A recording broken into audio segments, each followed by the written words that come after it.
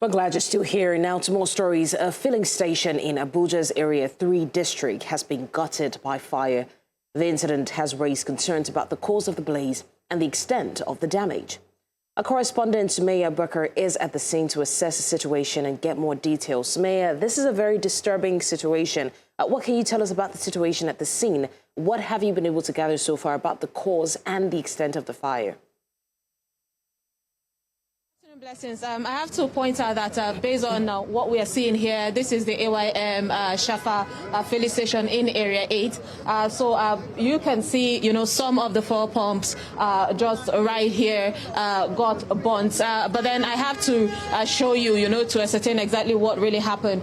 This is the tanker, that was offloading fuel as at last night, around 9 to 10 p.m. And you can see the holes, where the fuel are meant to be going on there. But then, according to some eyewitnesses, that they were just around when they heard sounds, explosions, or more than 2 to 3 times, and it caught fire. So based on the visuals of what we're seeing here, the filling station did not really get much damage, because according to witnesses, they said when firefighters came as early as they could, they poured water in order to stop the movement of this fire, to touch this filling station. But then right behind, if you see, there is an apartment building there. So the fire, of course, because of how close the tanker is to that apartment building, the top house at that point got burnt to some extent. Now, of course, we have not been able to talk to the resident there because they're shying away from talking to us. But then this is the major building that got really burnt. Talking about the FCT IRS building, because it was right close to this. As of now, based on what we're hearing on ground, they're saying that the management of AYM Shafa filling station is in the building with the FCT IRS, talking, because we know that, of course, the damage payment has to come from the filling station. So it might end up being something that the insurance company would handle. So, yeah, basically, this is what we're hearing.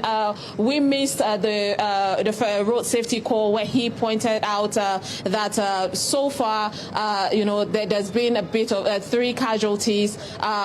People were saying, I think it would be better to hear from an eyewitness. So we have an eyewitness here, Godwin Solomon. Mr. Godwin, please explain to us. Thank you so much for joining us. Explain to us what you saw when you got into, when you heard an explosion. Okay. When I came, the fire was so heavy, but the fire service did their best by starting spraying their equipment, by spraying their chemical. Well, they did a lot, so I appreciate the fire service for that. So the fire was so heavy to the extent that people were shocked how did this fire happen.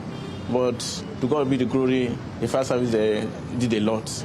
Now earlier you did tell us that you saw, a firefighter being pulled out and even being helped. Right. Explain to us about that, and you can look at the camera. Okay. When I came, I saw, first of all, I saw the fire service man on the floor where they are pressing him. Yes, they are just pressing him, doing some kind of things so that he could be able to survive.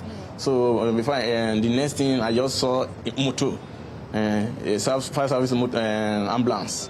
They just come and took the man and go. So I think they are taken into hospital for treatment, for a better treatment. Now we're seeing some cars get burned. Were you here? Did you see how this whole thing happened?